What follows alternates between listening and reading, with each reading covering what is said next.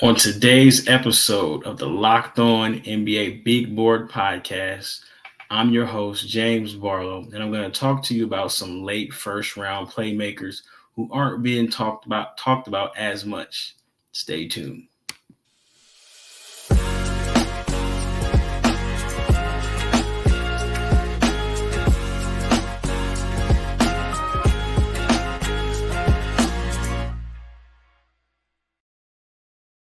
All right. Big shout out to everyone listening. I want to thank you personally for making us, NBA Big Board, and the Locked On Sports Network your first listen. This episode is brought to you by Prize Picks, the easiest and most exciting way to play daily fantasy sports. Go to prizepicks.com/LockedOnNBA and use code all lowercase LockedOnNBA for a first deposit match up to $100. All right, so I teased in the beginning, we're going to talk about some late first round playmakers who I think, and when I say late first round, it could be 20. And again, everybody's big board looks different. Somebody that you may have in the 40s could go in the late first round. That's just what kind of draft we're in. So this episode is not about your Rob Dillinghams, who we all believe is going to be a lottery pick. We're not going to talk about Nikola Topic. I think Isaiah Kyer should be pretty much safe. So we're going to talk about some of the other guys. First, I want to speak about a young man out of Pittsburgh who I've been a fan of since probably the beginning of this draft process, and that is Bub Carrington. Bub Carrington, 6'4", 6'5", point guard. If you want to call him a point guard, I think he's more of a combo guard. But I believe he is one of the best passers in this draft. And considering his age, I would say maybe Topic has better court vision or on par court vision as Bub Carrington. He's very dynamic in pick and roll, and he's very good off the dribble. Let me tell you a story about Bub Carrington in, I guess you could say, 3 phases. So, Bub Carlton Carrington. I don't want to disrespect his first name or Pops. Shout out to Pops. I believe he follows me on Twitter. So his first 15 games, Bub Carlton Carrington, 15 points, 5 rebounds, 5 assists, 43% field goals, 32% three-point shooting. You'll take the 32% three-point shooting, but he got off to a very, very hot start. Some people may have said, the strength of schedule wasn't the strongest for Pitt, or, we didn't have the scouting report on him. Just a quick backstory. I know that he played on a loaded AAU team, and when I did watch his film, he did play a lot off the ball. A couple of names that he played with: Trenton Flowers, who probably hear his name drafted, Kwame Evans, who is at Oregon, who will probably drafted next year. So Carlton Carrington, he played a lot off the ball. I think he caught a lot of people by surprise. And then maybe the scouting report came out. Maybe it was just adjusting to a new role, from what I understood. But over his next 12 games, he was at 10 points, 5 rebounds, 3 assists on 33% shooting and 23% splits. And it was looking kind of shaky for him, I'm not going to lie. Again, as a card-carrying member of the Carlton Carrington fan club, I was like, he might just need another year. The ACC was looking really tough. But to his credit, it looked like he figured it out. And I think Pitt fans, ACC fans, I'm sorry if I messed this up, but I believe that they made a change in the starting lineup. And I think they kind of took him off the ball as much. Entered another freshman. I believe his name is Jalen Lowe out of Houston. I believe he started. He played well for them.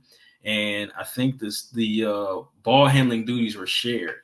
So over his last 6 games, Carlton Carrington, was at 19 points, 5 rebounds, 4 assists, 48% field goals, 47% splits from 3. He figured it out. Buzz came back. He initially said he was going back to school. Somebody poured the water on his face and said, nah, man, it's hot right now. You play well. You boosted your stock back up, and you should enter the draft. And he stayed. And I think he's a very, very dynamic guard. He's got good size, as you can see, or as you can tell from what I read. He is a rebounder at the point guard position. Ultimately, I don't know if he's going to be your lead guard, but he is like, in a sense, D'Angelo Russell. Like, he'll complement a very good wing ball handler. So I'm really high, really, really high on Carlton Carrington.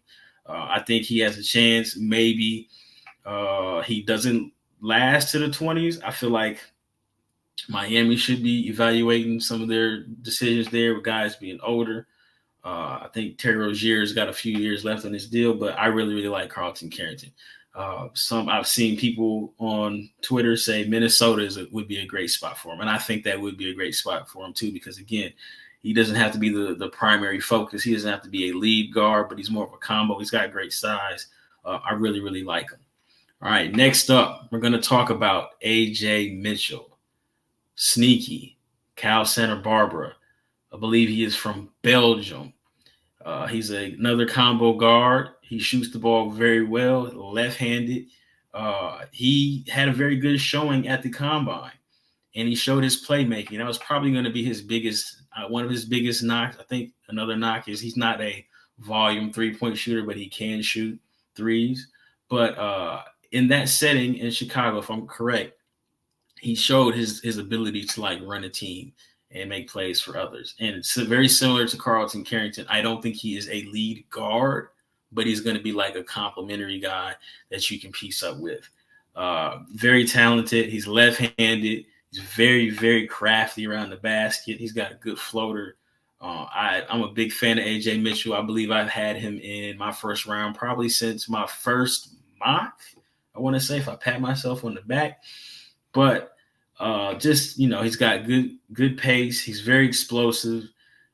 He is good in pick and roll. I think I had some concerns about his pick and roll, like navigation, as far as like what reads he should make, what reads was he not making. But I think he kind of like proved himself that he could make those reads at the combine.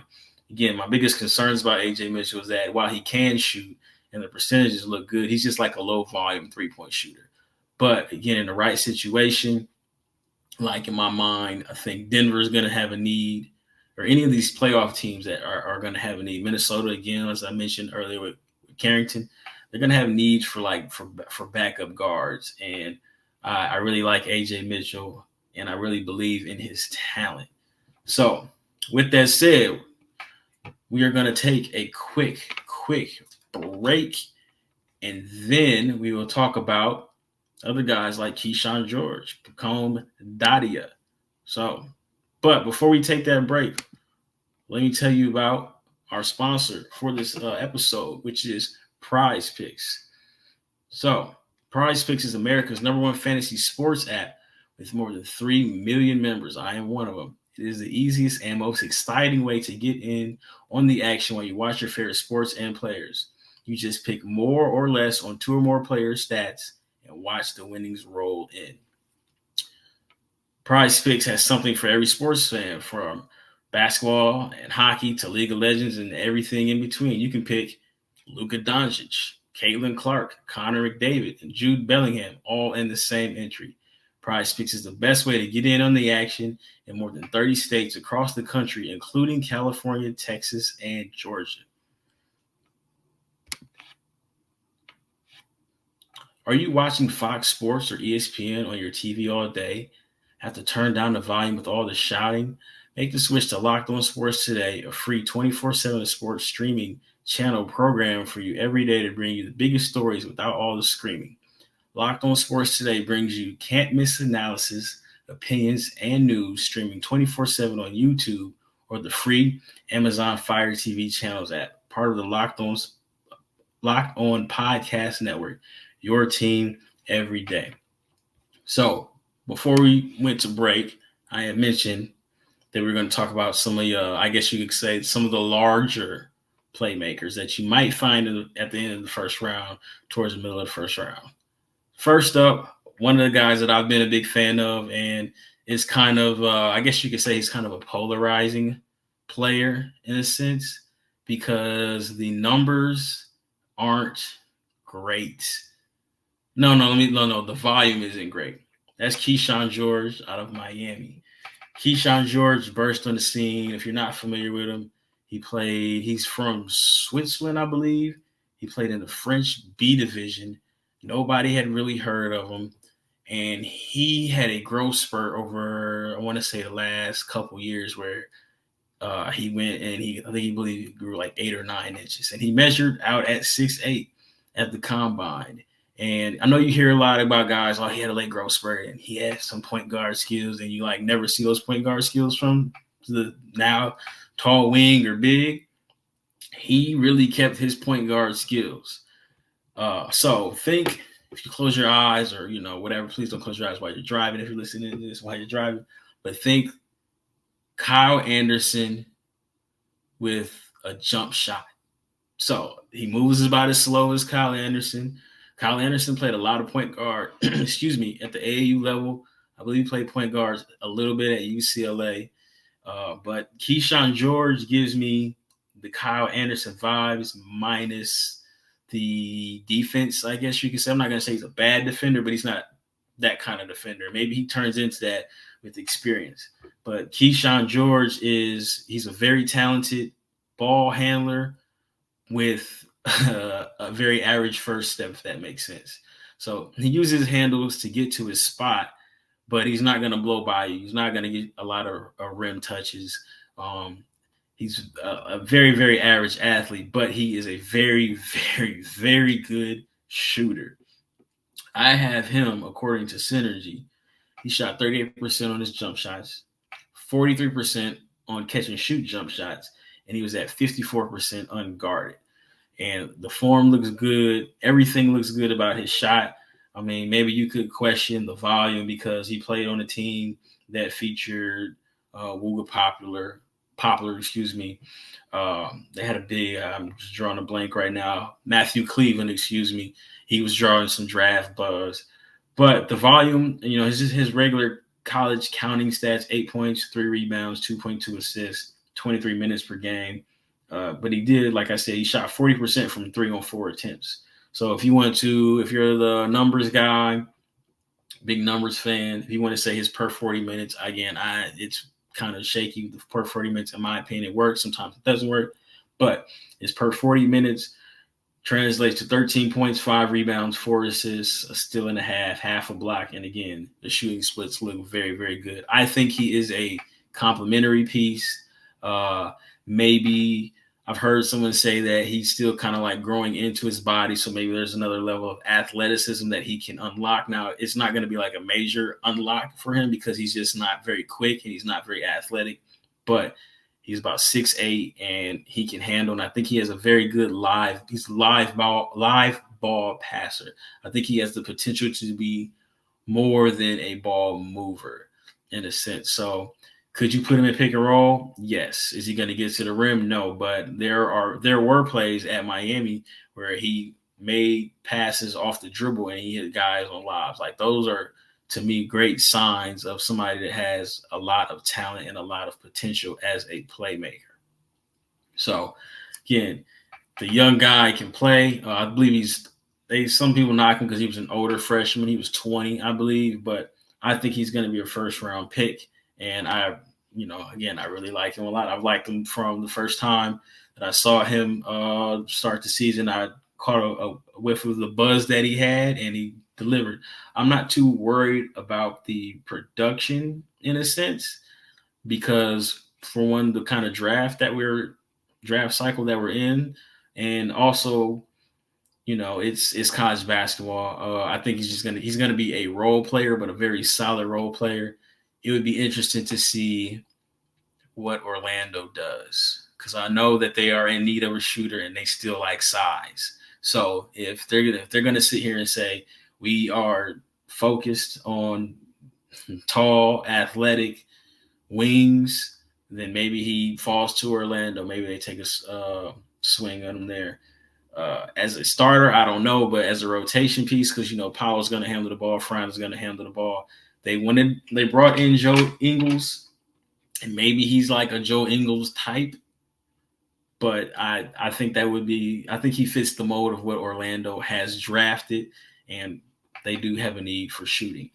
All right, next up on my list, and I guess you can say this is more about projection than what he's actually showed, and that is Pacome Dadiet.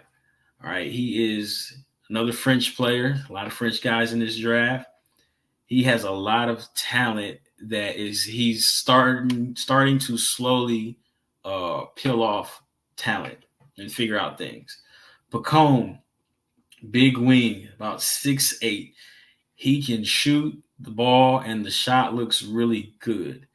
He is very good off the ball as far as cutting. Sometimes he shows flashes as a ball handler. He's not a great athlete, but he's a good athlete. I don't want to say, when I say great athlete, I'm thinking he's not Anthony Edwards, obviously. I mean, who is Anthony Edwards? Shout out to Anthony Edwards with that new Adidas ad. That was funny. I like the direction that they're doing. But so off the ball, you'll see Pacome's athleticism. He cuts, he elevates, he'll dunk on you, given the opportunity. On the ball, he doesn't possess the best first step. Now, in the professional setting that he's in, I want to say like the first portion of the season, he was strictly a corner guy, corner boy, Bodie from The Wire. He was in the corner. He shot jumpers. And initially, in my notes, I was like, man, I wish he dribbled the ball more because he looked like a stretch four. But as the season went on, he started to handle the ball. And like that, to me, is where, you unlock different talents, and he's starting to figure it out. So ultimately, I think he is probably, he's 18, 19. So he's a project, just like most of these guys. But in a couple years, I think he can be a rotation guy on a very good team with his ability to handle and shoot and play off the ball.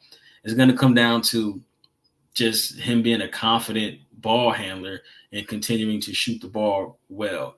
Again, a playoff team I always think about Denver, man. Denver's wings are good, but they needed more from them.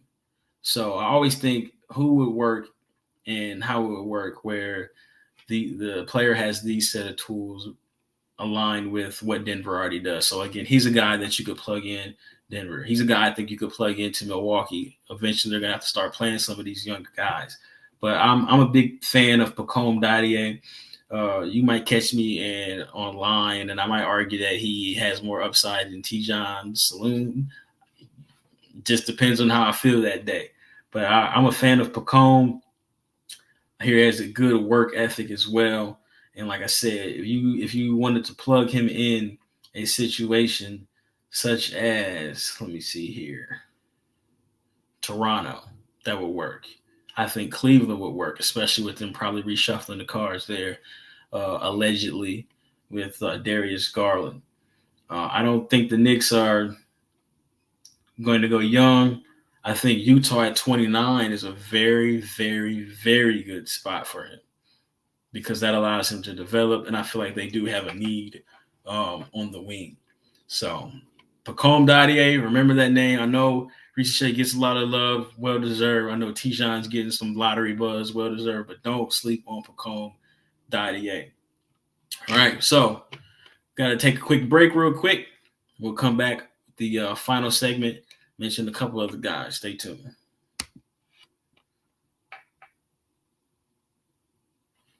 All right, so last segment, we talked about some jumbo wings. A couple guys who have potential to be playmakers, depending on how it shakes out.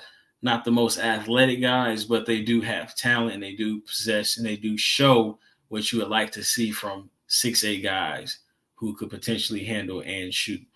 This next segment, these three guys, particularly the final two, they are bona fide, certified playmakers. They are basically point guards. But before we get to them, I want to talk about Baylor Scheierman from Creighton. Shout out to my Nebraska people. Baylor Scheierman, if you want to be lazy, and it's not even really lazy, he fits the complexion comparison of Joe Ingles. He's a five-year guy out of Creighton. He spent his first 2 years at South Dakota, University of South Dakota State, I believe. Yes, I don't want to disrespect South Dakota State. And it's funny, he's from, I believe, Aurora, Nebraska. And he had no offers. Nobody was looking at him. Somebody found him, and he turned out being good. He goes to the big city, I guess the big city, relatively speaking, in Nebraska, and he plays very well at Creighton University on a very talented team. He's a very, very good passer, and he rebounds, and he can shoot. I believe my friend Leif has him as a top 20 pick. And you know what? I wouldn't argue with it. Guys, he rebounds at a high level, he can pass, and he can shoot. Like, he checks so many boxes. Maybe you don't think he's the defender that you would want from your small forward, but I feel like you can hide him depending on the matchup, but he will compete. And that's, to me, the most important thing. He's not going to be a cone out there where he's not going to compete. But Baylor Scheierman, I think the buzz is real, very talented. Again, fifth-year guy. And if this ever the year for the 23-year-old to be drafted, it's this year. He can play, again, playoff team, maybe the Knicks, maybe not. But I feel like, the Knicks would actually work because I do believe that they have guys who are older and are coming up on contract issues. So maybe the Knicks works out for him. But again, left-handed, about 6'6", 6'7". He does a lot of good things.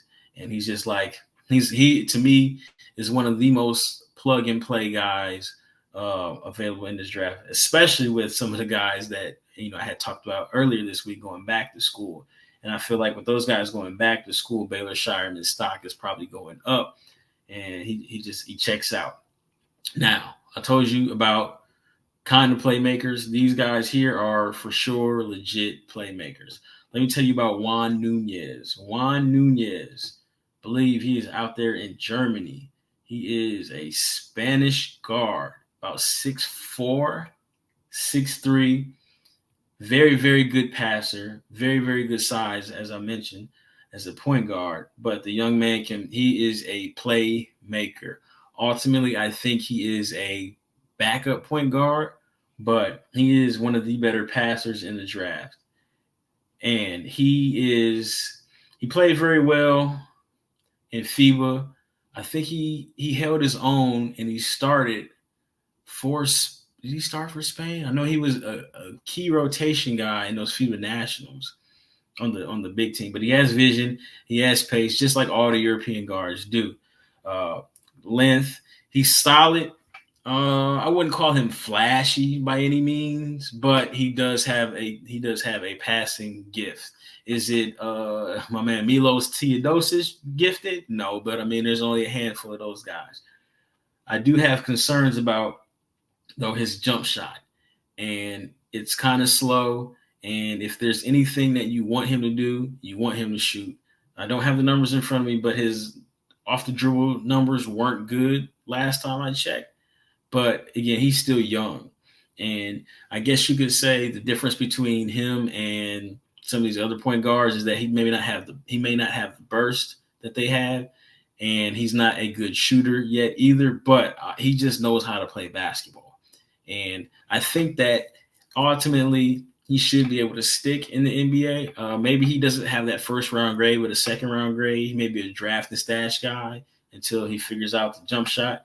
But if he's like he kind of reminded me of, shout out to my Sacramento Kings followers on Twitter, he kind of reminded me of Beno Udrih back in the day. Beno, and really shout out to the Spurs fans too, but Beno was just like a solid lefty. He got to his spots, and he did his job. But I think Nunez is probably a better playmaker. I'm really dating myself shouting out Beno Udrih, but Nunez is the better playmaker, but I think he's really, really good.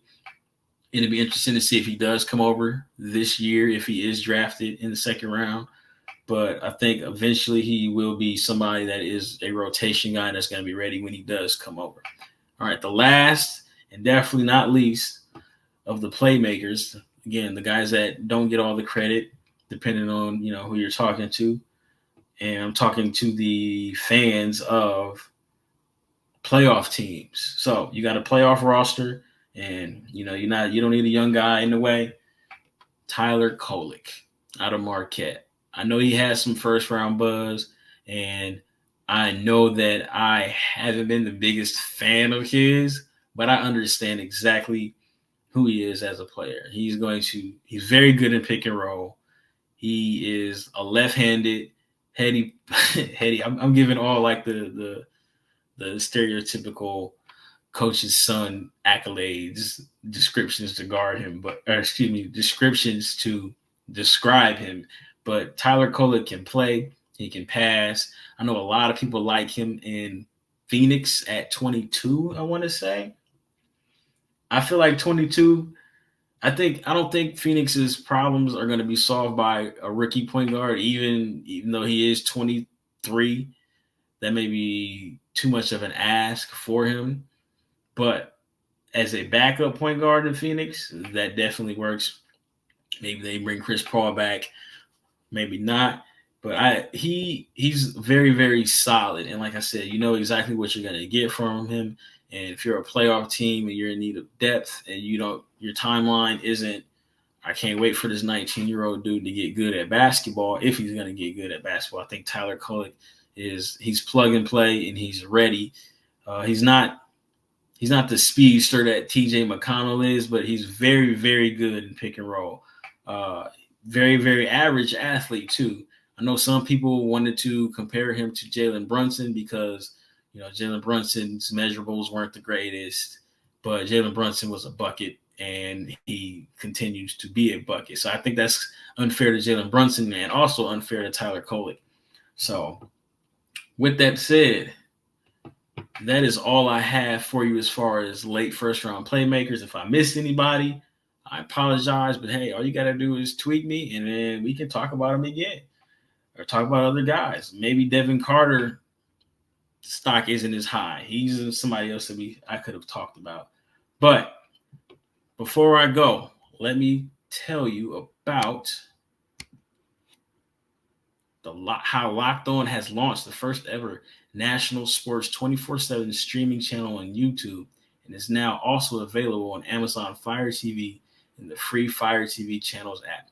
Locked On Sports Today is here for you 24/7, covering the top sports stories of the day with local experts of Locked On, plus our national shows covering every league. Find Locked On Sports Today now available on the free Fire TV channels app. Well, that concludes the show. Again, I am your host. I am James Barlowe. Shout out to my co-host, Leif, Rich, my brother, Raf. We are going to be back next week with more content. Please stay tuned. Thank you again for listening.